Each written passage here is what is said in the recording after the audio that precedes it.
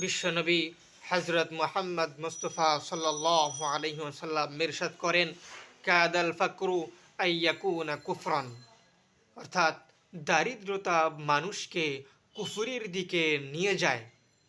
আজকে আমাদের দেশের এনজিওগুলো মানুষের অভাবের সুযোগ নিয়ে তাদেরকে টাকা পয়সার লোভ লালসা দেখিয়ে ধর্মান্তরিত করছে। এর জন্য সমাজের বিত্তশালী লোকেরাই আগে দায়ী হবে। বিত্তবানরা যদি সঠিকভাবে জাকাত আদায় করত, তাহলে সমাজে এত অসহায় মানুষ থাকতো না এবং অভাবের তাড়নায় মানুষ আর বিপদগামীও হতো না। এজন্য আমরা যারা সমাজের সম্পদশালী লোক রয়েছি, আমরা আমাদের সম্পদের হিসাব করে জাকাতটা সঠিক সময়ে আদায় করে দেওয়া। কারণ এই জাকাতটা হচ্ছে দরিদ্রদের হক, তাদের হক নষ্ট করা তো ঠিক নয়।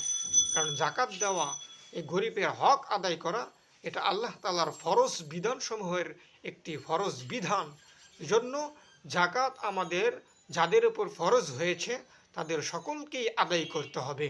আল্লাহ তাআলা আমাদেরকে তার এই ফরজ বিধান সঠিকভাবে পালন করার তৌফিক দান করুন।